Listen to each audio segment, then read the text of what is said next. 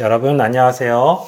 마지막 때의 마지막 네 번째 에피소드에 오신 여러분들을 환영합니다. 그리고 또 오늘 도움의 말씀을 주시기 위해서 또 손상백 장로님과 함께 시작을 하도록 하겠습니다. 장로님 오늘도 반갑습니다. 네, 반갑습니다, 집사님. 네, 반갑습니다. 본문으로 들어가기에 앞서서 우리가 그동안 이제 유튜브에 댓글을 다신 분들을 적극적으로 대답해 주겠다라고 말씀을 드린 부분이 있어서 거기에 대해서 이제 댓글을 하나 저번 영상에 담은 게 있더라고요. 일단 댓글을 읽어 드리도록 하겠습니다. 일휴령 박한항님께서 써주셨는데요. 손상백 장로님, 이건 다른 내용인데요.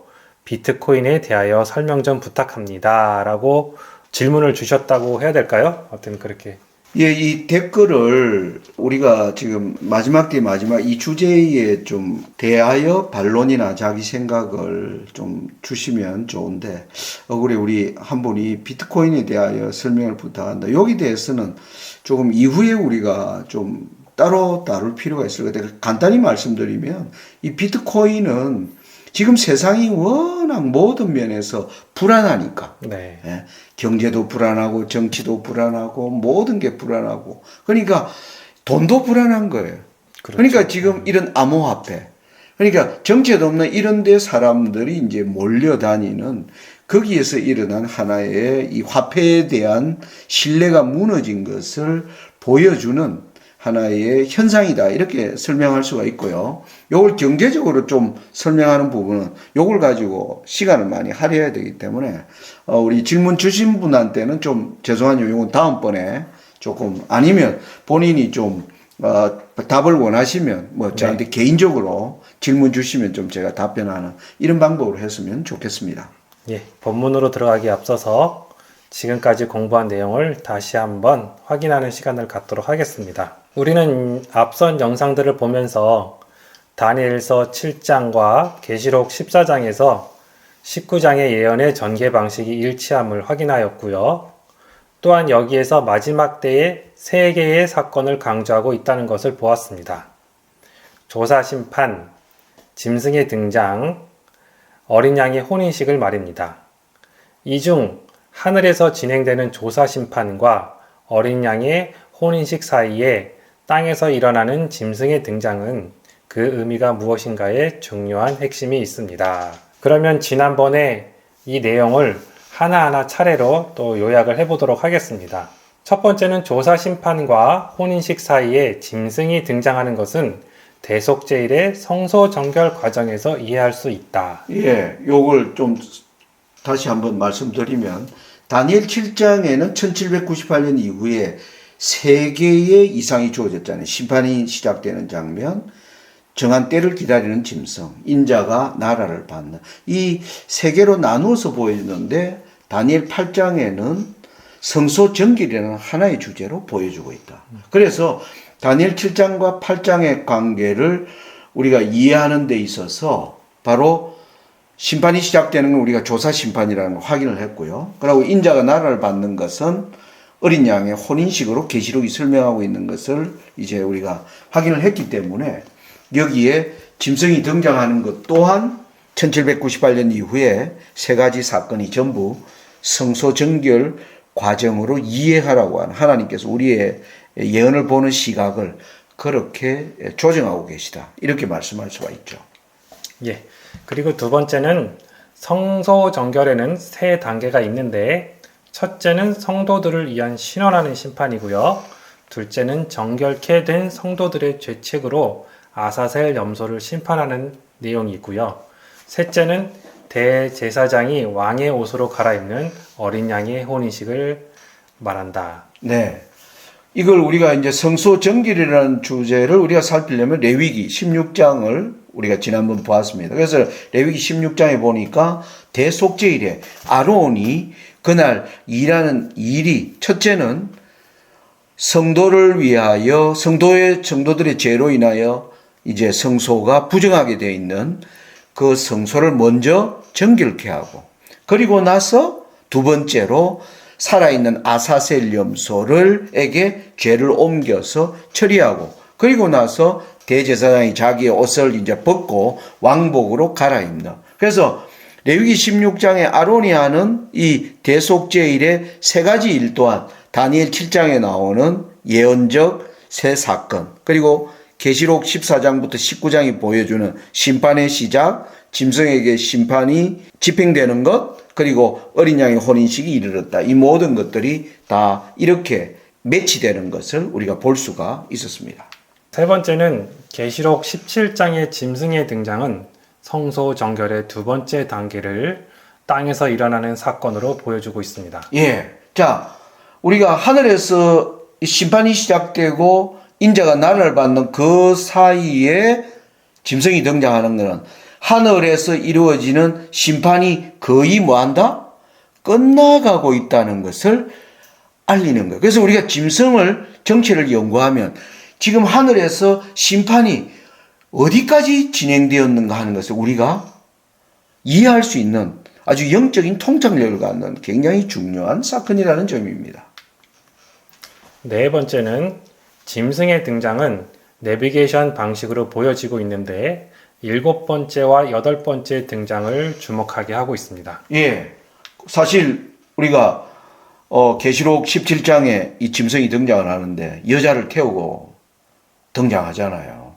그래서 이 여자를 태우고 있는 짐승의 일곱 머리를 순서대로 과거, 현재, 미래 방식으로 되어 있잖아요. 그죠? 다섯은 망했다. 과거로 얘기하고 있고, 하나는 있고, 현재 이 세력이 있다. 그리고 그 이후에 다른 이는 아직 일곱째는 아직 이르지 아니었다. 그러면서 또 하나가 더 있다. 여덟째가 있다는 식으로 내비게이션적으로 이제 이루어지는데, 이 순차적 예언에서 핵심은 뭐냐 하면은 바로 미래 세력이죠. 하나는 다섯은 이미 지나갔고, 하나는 지금 있는데, 여섯째 있는데, 이제 앞으로 일곱째가 등장을 하면 반드시 잠깐 동안이라는 시차가 있고, 그리고 나면 여덟째가 멸망으로 들어가기 위해서 등장하는 것을 이제 이해할 수. 그래서 여기의 핵심은 일곱째와 여덟째, 그 사이에 있는 반드시 잠깐 동안. 이게 이 예언의 핵심입니다. 그래서 이것을 이제 우리가 해석하기 위해서는 앞에 나오는 다섯은 망했고 하나는 이 여섯 가지를 어떻게 해석하느냐가 아주 중요해지는 것이죠. 그죠? 그래서 집사님, 이 일곱째와 여덟째 정체를 풀기 위해서 앞에 등장하는 여섯 세력을 잘 규명해야 하는데 어떻게 해야 되겠어요? 예, 저도 그래서 역사주의적 관점에서 해석하는 여러 주장들을 살펴보았거든요. 먼저는 여섯째를 어떻게 보느냐가 관건인 것 같습니다. 현재 세력인 하나는 있고를 어느 시점으로 보아야 하는가? 이것이 첫 번째로 규명되어야 할 문제점인 것 같습니다. 이것이 잘 규명되어야 그 후에 이르러 오는 아직 이르지 아니한 다른 이와 여덟째 왕이 올바르게 해석되어지리라고 저는 생각합니다. 예, 그렇습니다. 이 하나는 있고가 현재를 나타내는 세력이잖아요. 그래서 이 현재를 어떤 것으로 보느냐에 따라 전혀 해석이 달라지는 겁니다. 예를 들면 지금 세상에 큰 변화를 이루어지는 사건으로 우리가 지금 일어나는 팬데믹을 축으로 본다면 팬데믹 이전은 과거가 되고 팬데믹 이후는 미래가 되는 것이죠. 그래서 우리가 어떤 중요한 역사적 전환점을 설명하는 데 있어서 그 축을 어느 때로 보느냐에 따라 과거와 미래가 현저하게 달라진다. 그래서 집사님은 이 관점에서 보면 우리가 지금 속한 교회 안에 어떤 해석들이 있는지 알고 계시나요? 사실 저는 이전에 계시록 17장 예언의 중요성에 대해서 전혀 몰랐고요. 따라서 해석에 대하여도 생각을 해본 적이 없었습니다.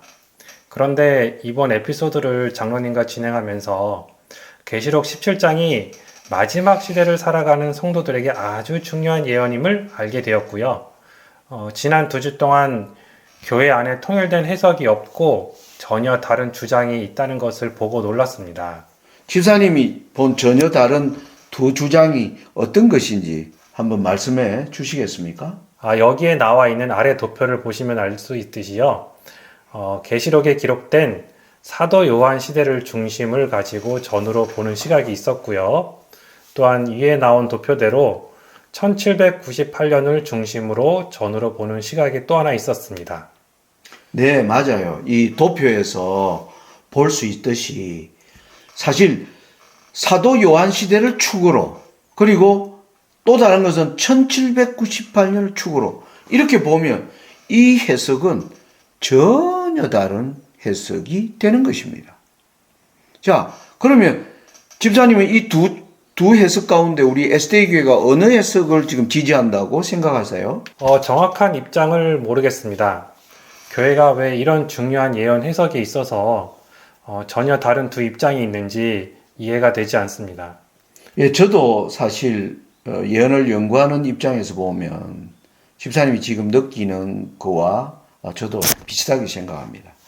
사실 예언을 바르게 해석하기 위해서 이렇게 상반된 두 주장이 교회에 있는 걸 오랫동안 방치하는 것은 정말 옳지 않다고 저는 생각이 들어요. 그래서 조만간 교회가 이러한 분명한 입장에 대한 어떤 견해가 있어야 되지 않을까 이렇게 기대를 해봅니다. 그런데 사실 지금 교회 지도자들은 어느 쪽에 더 선호하는가는 우리가 좀 볼 수 있는 단서가 있어요.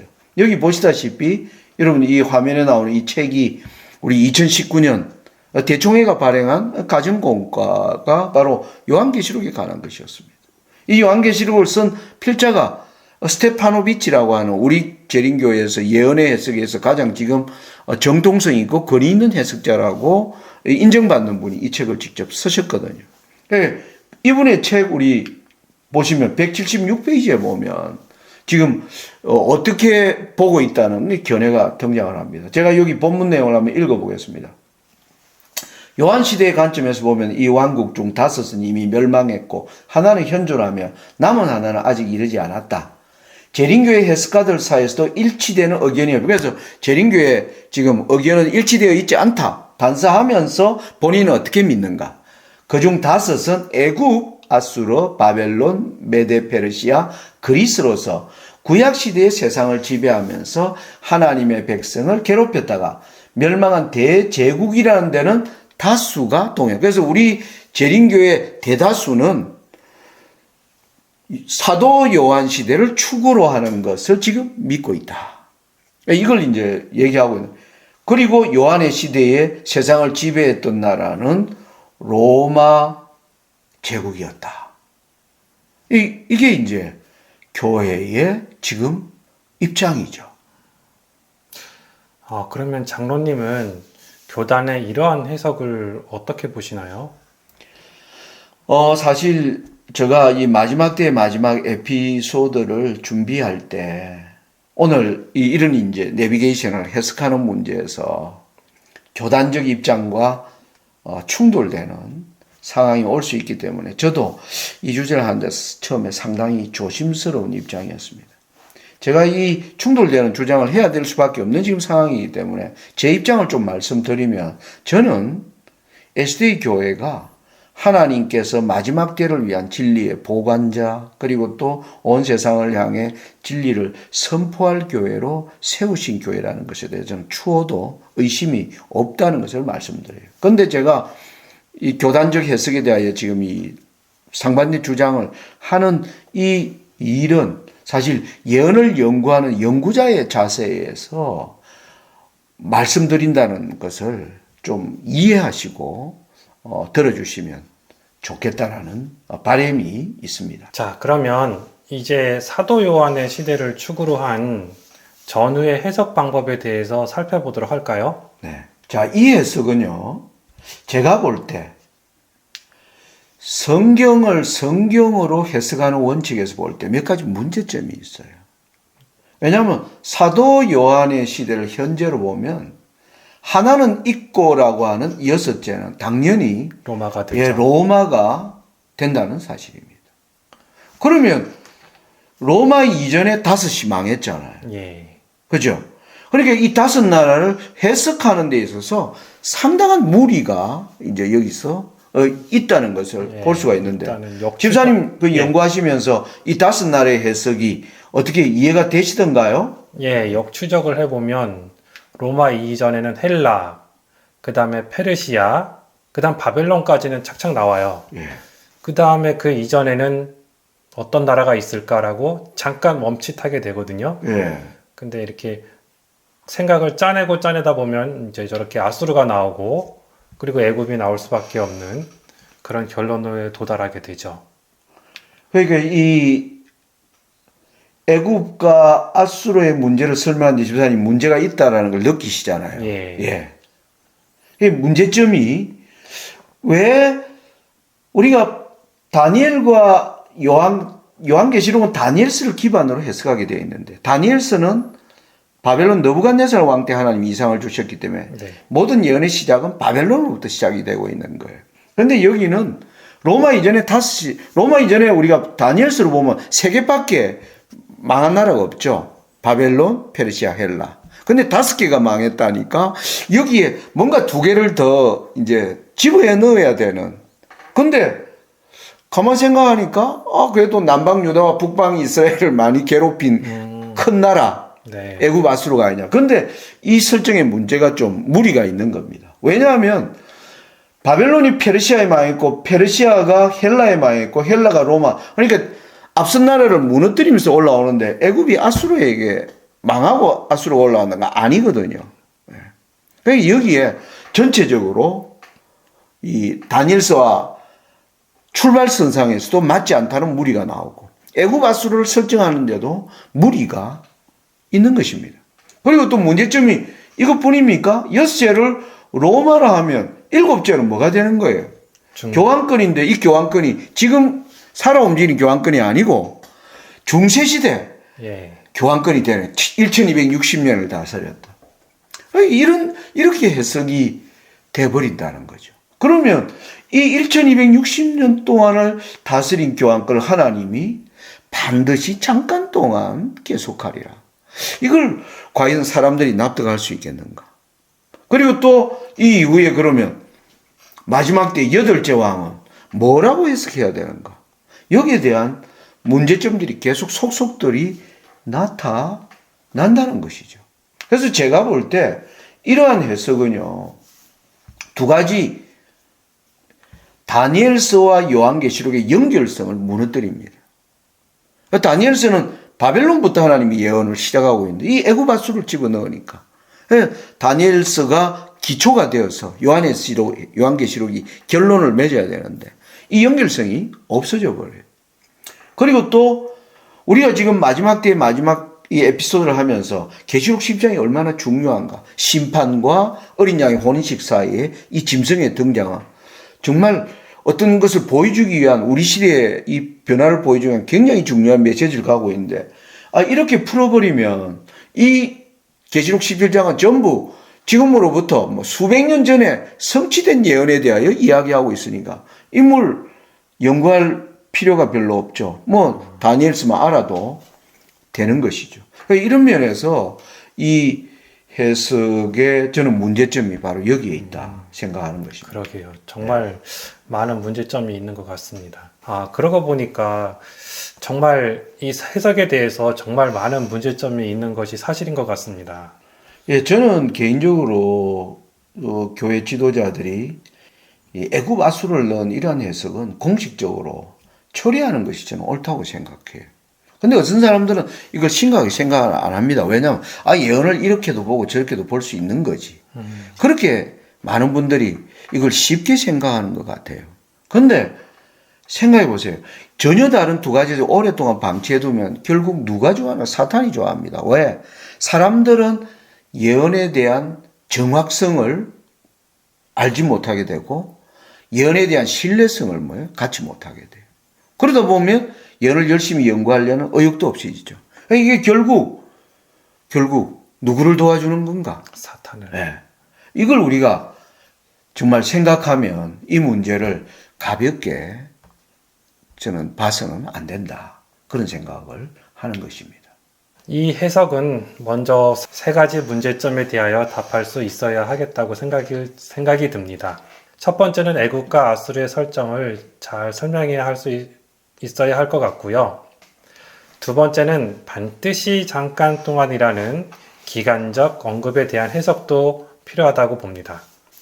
세 번째는 여덟째 짐승의 출현에 대하여 명백히 규정할 수 있어야 한다고 봅니다. 자, 이제 사도 요한 시대를 중심으로 보았던 그 시점에서 벗어나서 이제 마지막 시대인 이 1798년을 축으로 한 전후의 해석을 한번 살펴보겠습니다.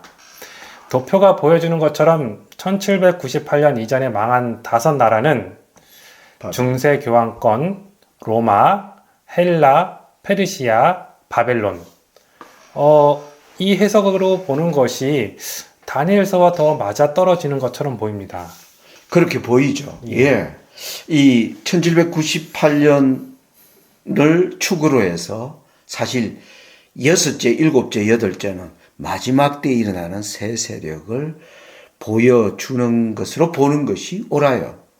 그런데 사실 문제는 6째, 7째, 8째를 우리가 이제 어떻게 규정해 나가는가 하는 게 이제. 근데 이 문제에 대하여 우리가 들어가 보면 교회 안에 또 많은 여기에 대한 견해가 있음을 볼 수가 있습니다. 그래서 이 문제에 대해서는 우리가 또 시간을 충분히 가지고 검토해야 되기 때문에 오늘 이 시간에는 일단 우리가 사도 요한 시대를 축으로 한 해석은 어떤 문제점이 있는가를 우리가 보았고요. 그래서 다음 시간에 요 1798년을 축으로 이제 6째, 7째, 8째를 어떤 시각으로 보는 견해가 있고 그리고 저는 어떻게 보는지를 설명하는 그런 방식이 되었으면 좋겠습니다. 네. 자, 그럼 다음 이 시간에는요, 1798년을 기점으로 일어나는 새 세력에 대해서 자세히 다루어 보도록 하겠습니다. 우리가 여기 베드로후서 1장 19절로 21절의 말씀에 이 교훈을 우리가 잘 명심해야 될 거라고 생각합니다.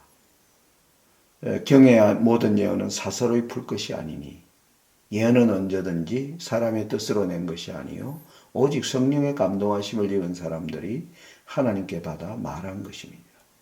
여기 19절에 보면 예언은 어두운 데 비치는 등불과 같다. 지금 코로나 팬데믹으로 말미암아 세상이 지금 길을 잃고 있습니다. 이때에 바로 세상에 빛을 보여주는 등불은 바로 예언을 바르게 해석하는 것입니다. 그리고 교회는 이런 어두운 세상을 향해서 길을 밝게 하는 사명이 있기 때문에 우리가 이 문제를 정말 신중하게 접근할 필요가 있는 것이에요. 네, 내비게이션이 정확하게 작동되지 않는다면 가다가 목적지를 잃고 방황하게 될 것은 분명합니다. 앞으로 진행하게 될 내용 역시 성경적인 바른 접근인지를 분별하면서 가야 하겠습니다. 해석에 있어서 다양한 견해에 대한 반론이 있는 일이 많아지기 때문에 여러분들의 생각 또한 말해주시면 적극 반영하도록 하겠습니다. 감사합니다. 예, 집사님 감사합니다. 네.